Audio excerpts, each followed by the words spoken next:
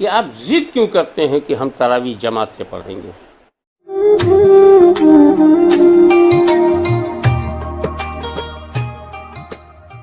میرا کہنے کا مطلب صرف یہ ہے کہ آپ ضد کیوں کرتے ہیں کہ ہم تراویح جماعت سے پڑھیں گے؟ میں نے اپنی آنکھوں سے دیکھا ہے کہ مسجد نبوی میں تراویح کی نماز ہو رہی ہے اور لوگ شاپنگ کر رہے ہیں۔ وہاں کی حکومت نے کبھی بھی ان مسلمانوں سے نہیں کہا کہ تراویح کی جماعت ہو رہی ہے، تم بازار میں کیسے خریداری کر رہے ہو؟ تو جب سعودیہ عربیہ آپ کا قبلہ و کعبہ ہے تو اس کو بھی دھیان میں رکھ کر کے آپ یہ کہہ سکتے ہیں کہ بھائی ہم تراویح باجماعت نہیں پڑھیں گے۔ اب آتا ہے مسئلہ قرآن شریف کے پڑھنے کا۔ تراویح میں قرآن شریف پڑھنا ہے ہی نہیں۔ تراویح تو صرف 20 رکعت کو اسی طرح پڑھ لیجئے جیسے آپ ظہر کی 12 رکعت پڑھ لیتے ہیں، عصر کی 4 یا 8 پڑھ لیتے ہیں، ایسے ہی اس کو 20 پڑھنا ہے، انڈیویجول پڑھنا ہے۔ جماعت سے بھی پڑھ سکتے ہیں، سنت مؤکدہ ہے،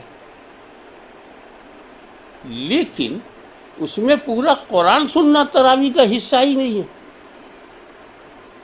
پھر آپ کی ضد ہم پورا قرآن اسی تراویح میں، کیوں صاحب فجر بعد قرآن پڑھنے سے کسی نے روکا ہے؟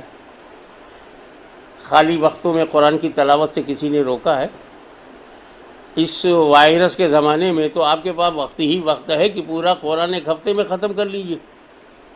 قرآن پڑھنا اور سننا ایک الگ عمل ہے، اور 20 رکعت تراویح کو باجماعت پڑھ سکے تو باجماعت، ورنہ چھتوں پہ بھی جانے کی ضرورت نہیں ہے۔